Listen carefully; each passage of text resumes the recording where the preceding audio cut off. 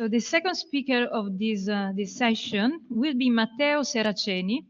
Matteo is head of engineering and R&D for HERA Group. I'm pleased to give you the floor, Matteo, for your talk on smart sustainable city from lighting systems to cities.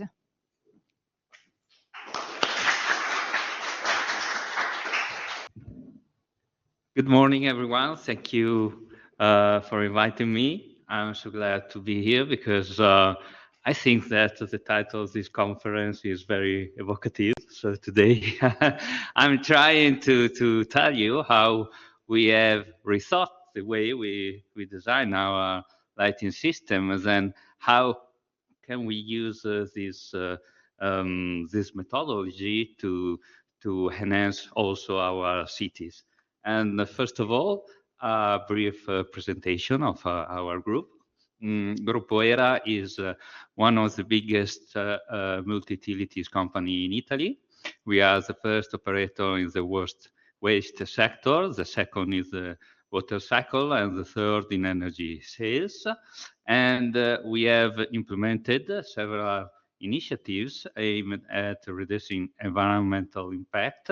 Our company has established a sustainability-linked financing framework, and also our approach to creating shared value also include an account of our action through the measurement of what we called the shared value EBITDA that we generate during the year by our activities.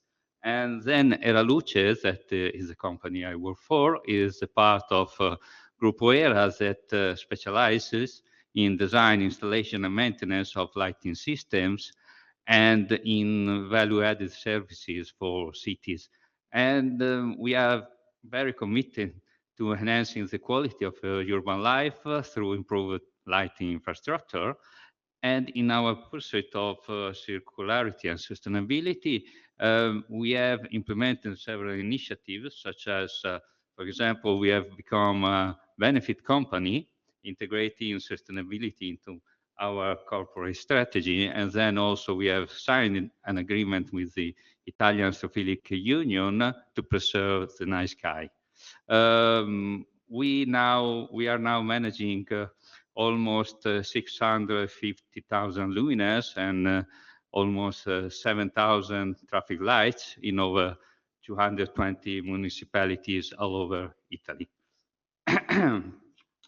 Here you can see some of our actions that highlight our commitment to enhancing sustainability and promoting circularity, starting from 2017, where Italian Ministry of Environment asked us to take the lead of the technical table in defining the Italian green public procurement for public lighting. Then in 2018, we developed our circular economy roadmap. In 2019, we start to involve suppliers and public administration in defining what would be our balanced material tool that we see in the next slide. And in 2020, we participate in Ellen MacArthur Foundation Circularity Project. And next year, we enter in the Alliance for the Circular Economy.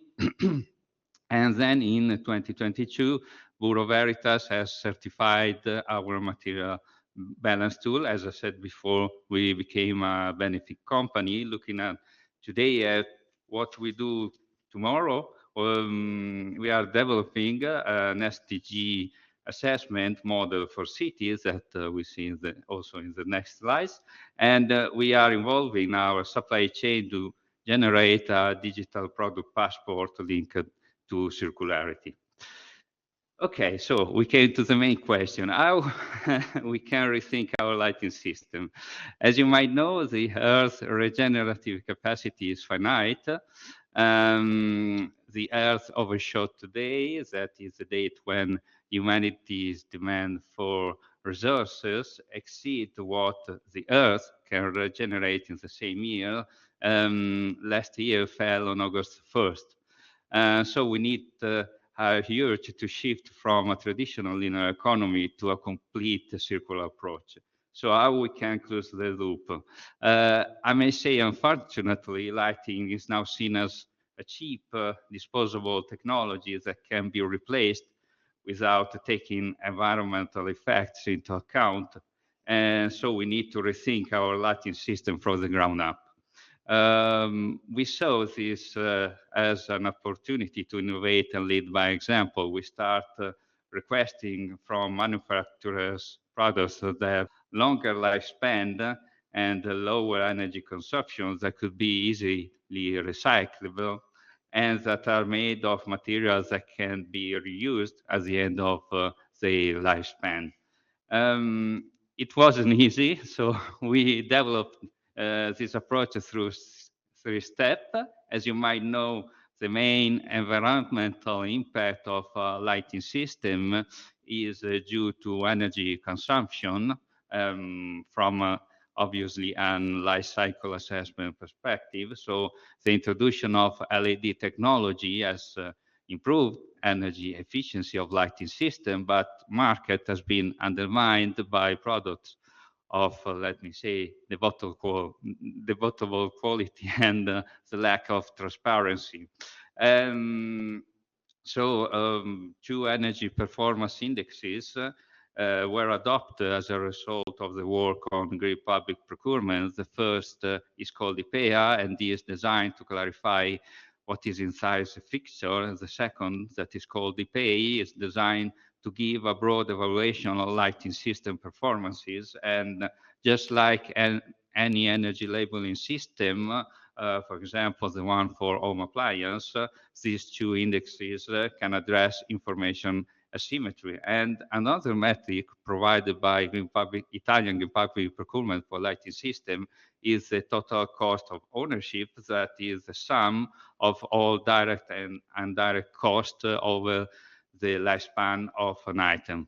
And this evaluation can assist in demonstrating that sometimes the less expensive item on the long run isn't always the one that it costs the least. Okay. However, energy efficiency is just one part of a truly circular lighting system. That's why we have created a material balance tool in collaboration with Matrec, that is a certified system designed to measure the circularity of lighting systems. Input data is the mass, the weight of all material used during construction and maintenance. And the tool returns, as a result, several indexes that measure the circularity of lighting system. The outputs are certified by an independent third party. Our tool can help public administration maintain transparency regarding the environmental impact and resource efficiency of the lighting system.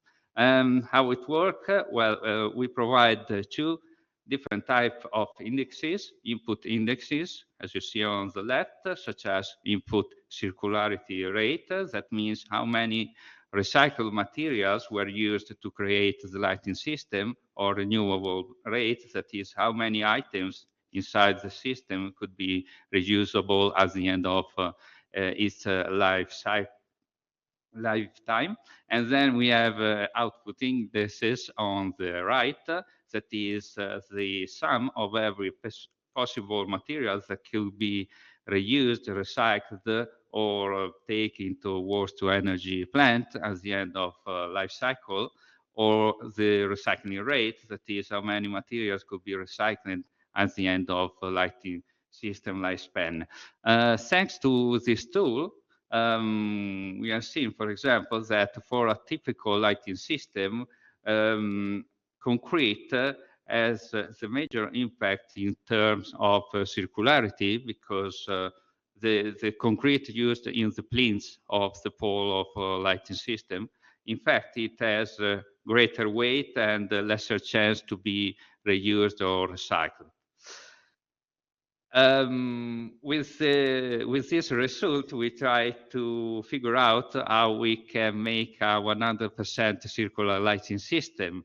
And for example, for Walter Grandi Garden in Imola, we use a special luminaire, which we name Lume.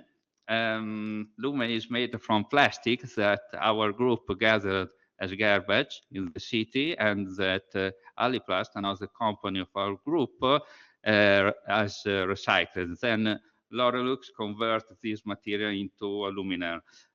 We solved the problem of concrete plinths using plinths made entirely of steel, as so as the poles. And so for this reason, we can say that Walter Grandi Imola Gardens is the first lighting system in Italy to be 100% post-consumer recyclable. And also this one has been certified by Bureau Veritas. And so how we can extend this model to our cities? It is estimated that by 2015, almost 70% of people will be living in a city consuming 80% of energy and 75% of raw material. So because of their role, cities must take the lead in promoting circularity. I'm glad that Francesco introduced this concept, the urban metabolism, in his presentation, because yes, much like living organism, cities could be seen as a kind of great beast that consume energy and resources and produce waste and emission, usually providing in the meantime various service for the citizen.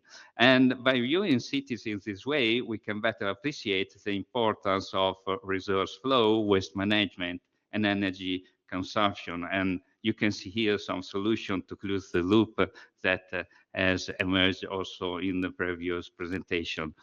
Another important topic for me is smartness, because for more sustainable city, we must employ newest technologies, just like Internet of Things that could provide interconnected sensors that can monitor urban system in real time, gathering vast amount of data, and this data could act as the lifeblood for AI algorithm.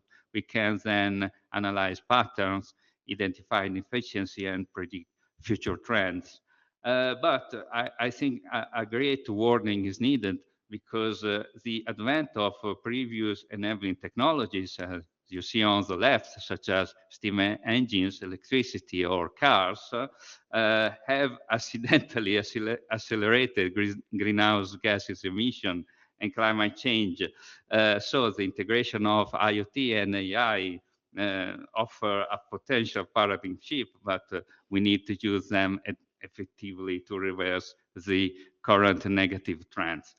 And putting together this idea, as discussed before, we are proposing what we call a smart sustainable city.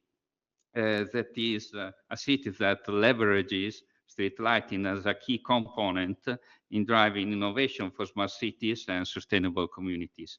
We integrated circular economy principle, quantitative metrics, and smart technologies, as said before. The first step is a comprehensive baseline assessment that integrates various data sources to identify the weaknesses of territory, as you see on the left, in a tessellation that highlights the metrics we are using to analyze potential issue. And then to illustrate the problem and potential betterment, we have developed a framework that combine ESG metrics and the United Nations Sustainable Development Goals. As you see on the right, we measure the status quo and the impacts following the direction of the new urban agenda, giving an indication of possible improvements on individual SDG, such as energy efficiency, for example, implementing smart grids, green energy production, AI-powered public transport, or closing the loop with smart waste and water management, or AI power platforms that could facilitate resource sharing and the reuse of materials, seen as the presentation of Francesco before, and also smartest, that is responsive public services and data-driven insight for better urban planning. Okay, that's how we rethink lighting system and the future of our cities. If you have any question, feel free to contact me at the email you see here. Thank you so much. Thank you very much. Thank you very much for this brilliant talk.